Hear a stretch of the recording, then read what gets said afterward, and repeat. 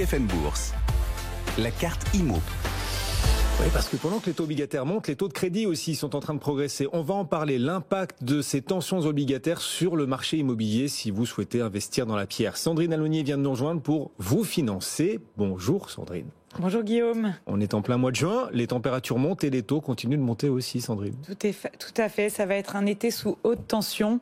J'aimerais bien vous annoncer des bonnes nouvelles, mais malheureusement, là, oui, les taux de crédit poursuivent leur remontée.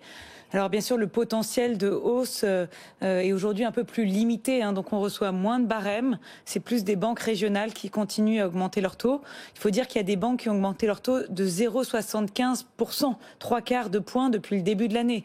Donc évidemment là, si elles ne veulent pas perdre des parts de marché, elles doivent un peu freiner la hausse. Mais on a plutôt un effet de rattrapage des autres banques. Et résultat, on arrive sur des taux moyens à 1,35% sur 15 ans, 1,55 sur 20 ans et 1,75 sur 25 ans. On était à 1% sur 20 ans en fin d'année dernière. Donc là, on voit bien que la remontée est marquée et malheureusement, il se pourrait que ce ne soit pas la fin du mouvement. C'est-à-dire que les taux devraient a priori continuer d'augmenter, d'autant qu'on voit sur le marché obligataire l'OAT encore progresser. L'OAT, donc le 10 ans français, est passé de 0 à 2,2% en à peine 6 mois. Ça continue encore aujourd'hui. C'est le signe que les taux de crédit immobilier vont devoir continuer de progresser pour s'ajuster. Tout à fait. En seulement 15 jours, là, depuis le début du mois de juin, il est passé de 1,6 à 2,30, là, vous venez de le dire.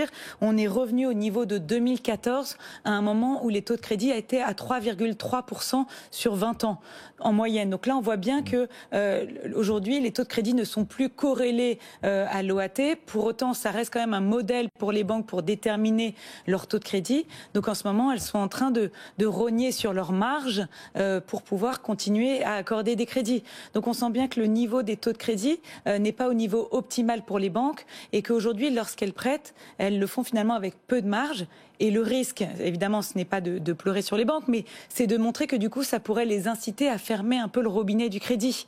Et là, c'est vrai qu'avec en plus la politique de la Banque Centrale Européenne qui va évoluer, ça va aussi faire bouger les lignes. Pourquoi ? Parce qu'en fait, depuis quelques années, les banques avaient moins tendance à suivre l'évolution de l'OAT, parce qu'elles avaient tellement de liquidités à placer, que de toute façon, elles voulaient prêter pour placer ces liquidités. Là, si la Banque Centrale Européenne remonte son taux de dépôt, il pourra de nouveau être avantageux pour les banques de placer de l'argent là-bas, au lieu de le prêter aux particuliers avec des marges plus faibles. Donc c'est là-dessus qu'on veut un petit peu tirer la sonnette d'alarme. Cette hausse des taux, elle n'est pas malsaine, au contraire. Et avec ces niveaux d'inflation, on devrait même avoir des taux bien plus élevés. Et j'ai envie de dire, il faut presque laisser faire le marché si on veut qu'il puisse continuer à fonctionner. Et vous dites, les taux des crédits immobiliers ont beau progresser, les banques voient toujours leurs marges érodées. Voilà, il faudrait que les taux continuent de monter pour que les choses s'ajustent réellement. Il y a un frein quand même à cette hausse des taux de crédit, c'est le taux d'usure qui devrait sans doute freiner ou qui freine peut-être déjà cette hausse des taux de crédit immobilier. Tout à fait, et c'est finalement ça aujourd'hui le frein, ce qui empêche le marché du crédit de fonctionner librement, si je puis dire, c'est que en fait emprunter à 2%, ça ne pose pas le problème. On le faisait en 2017 et tout le monde disait que les taux étaient historiquement bas. On se réjouissait d'emprunter à 2%. C'est que là, il y a trop de freins autour. L'endettement est limité. La durée du crédit est limitée, donc il n'y a pas d'autres moyens, si je puis dire, de contourner cette remontée des taux et surtout le taux d'usure qui est le taux maximum au-delà desquels les banques n'ont pas le droit de prêter. Et ce taux aujourd'hui est à 2,40 et vous allez comprendre l'aberration de la situation. Il était à 2,60 il y a un an, alors qu'on avait des taux de crédit à 1,20% en moyenne. Là, il a baissé de 0,20 alors que les taux de crédit ont remonté en moyenne de 0,35.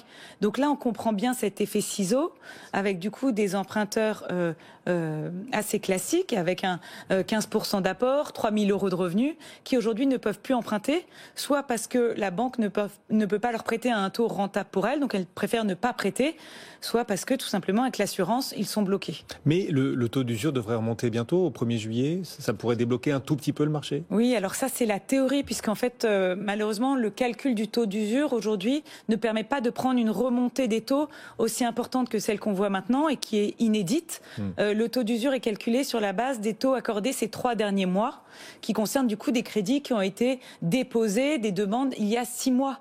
Et du coup, il y a ce décalage qui fait que ce sont des taux qui ont été accordés à des taux très bas. Et les taux à plus de 2% qu'on voit actuellement sont refusés, du coup ne rentrent pas en compte dans le calcul du taux d'usure. Donc c'est un peu le serpent qui se mord la queue. En fait, pour bien faire, il faudrait que les taux d'usure soient calculés sur les taux effectivement pratiqués lors du dernier mois. Et là, ça permettrait de ne pas avoir cet écart. Cette inertie.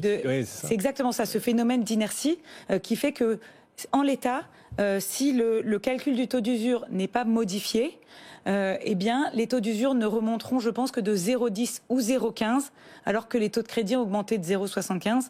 Ça va de nouveau bloquer le marché. C'est ça. Alors même qu'on a déjà des emprunteurs qui attendent, qui disent « j'attends le mois de juillet pour voir si mon dossier peut passer malgré le taux d'usure ».